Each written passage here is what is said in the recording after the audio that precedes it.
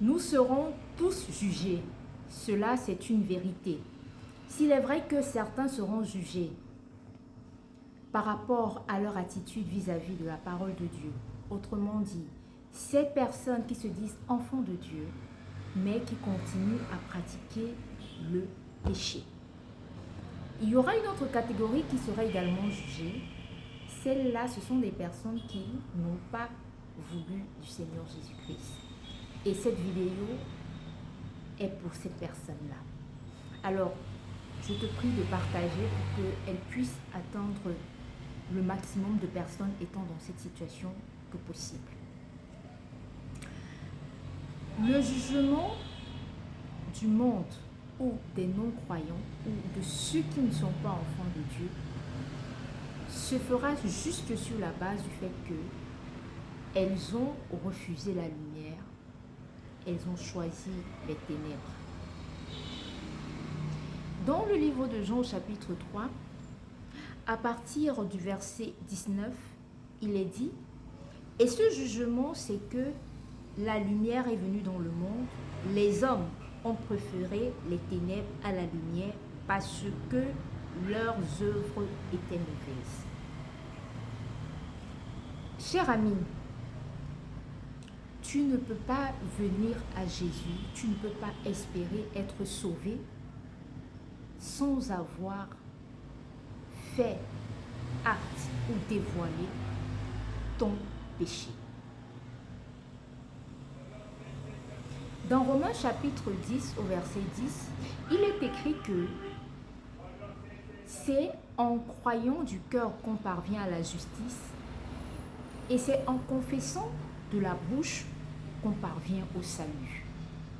Donc, si véritablement tes œuvres sont mauvaises et que tu en pleures chaque nuit, l'occasion t'est donnée de les confesser de ta bouche à Jésus.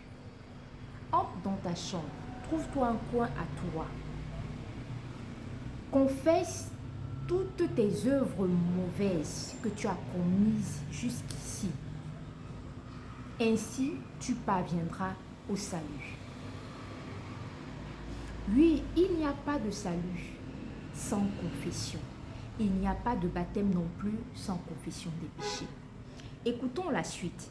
Car quiconque fait le mal hait la lumière et ne vient point à elle de peur que ses œuvres soient dévoilées.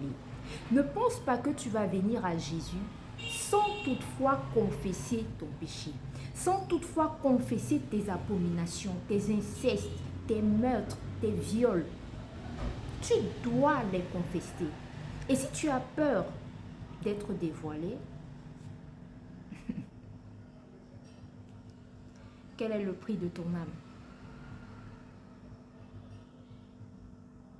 Tu préfères aller en enfer avec ses secrets, ses œuvres mauvaises, de peur qu'elles ne soient connues,